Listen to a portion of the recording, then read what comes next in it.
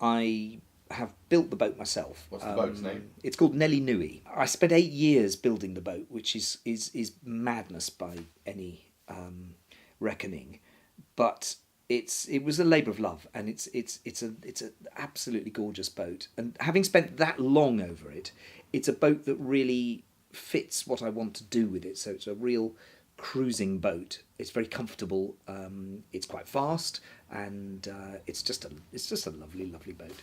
So, and my friend Andy helped build it over that time, and we launched it in 2013. So this is now it's now completed 5 seasons. And what were some of the challenges that you, as skipper and actor, faced while at sea filming? As a skipper, you are responsible for the lives of everybody on board. So my very first thing was to make sure, of course, everyone had life jackets, knew what they were doing, and didn't fall off the boat. And I was very aware right from the start that I was probably most of the time the only person on board who really knew what they were doing at sea. So if I had been the one to fall off the boat, then it might have been quite difficult for others to come and rescue me. So I did at least tell them how to radio the Coast Guard or the lifeboat. There was one night when we finished at 3 o'clock in the morning, and there was a moment when I thought, this looks really weird. There were these strange people with lights on this boat dragging a body out of the water in the dark, and if somebody had spotted us at that moment and called the police or something, what would have happened? Anyway, if you fell off the boat at night, the chances of being saved would be virtually nil. So we had to be very careful, and we used harnesses for camera particularly. It takes so much longer at night anyway to film, and you sort of multiply it up. It takes twice as long on a boat to film as you do on land. It takes twice as long at night, so that's already 4 times longer than you would expect.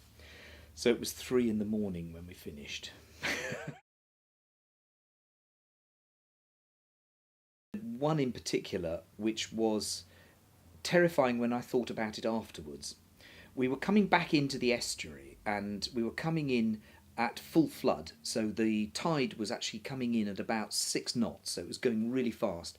And we were coming just round the corner by Exmouth Dock, and there's a red buoy on the side which marks the edge of the channel. I'm having to struggle to get past this buoy. I was just looking at it, suddenly looked over to the other side, and I went, gosh, that's the dock going past. What's going on here? And then realised that the buoy had taken that moment to drag right across the channel and was right next to the green buoy, which was marking the other side. So we were suddenly in the moorings, and the only thing I could do was just to swing the boat round and stem the tide. So we were doing 6 knots into the tide, and we were absolutely still. I was able to just nudge it and accelerate a little bit forward so that I could ferry glide sideways out of the strongest of the stream and away through the moorings.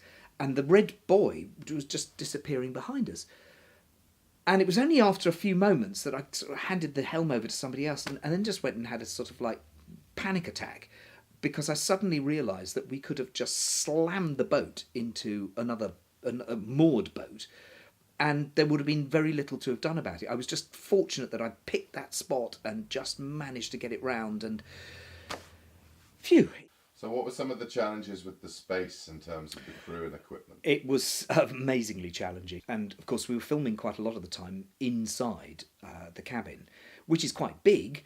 But it isn't big if you've got cameras and sound gear and all the people and directors and what have you in there as well. It was okay, but I got to know everybody very well. I found the role very interesting. Being a father, having a daughter a similar sort of age who is actually quite keen on sailing as well. So I tried to bring to that how I would feel if that were my daughter.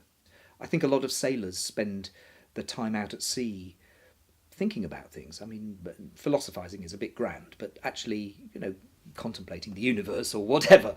And I think that that's something that I wanted to try to bring to it. And I liked what Ben did, because actually a lot of it was there weren't any words. I mean, it was just a few actions, and one had to try to convey a crushing sense of guilt and emotion and just the awfulness of the situation. Okay, I think this is important to go on the record actually as well, which was that Chris, the producer, was very kind and brought sandwiches and pasties and things like that. And anyway, we cleared out of the boat. This is the 3 o'clock in the morning finish.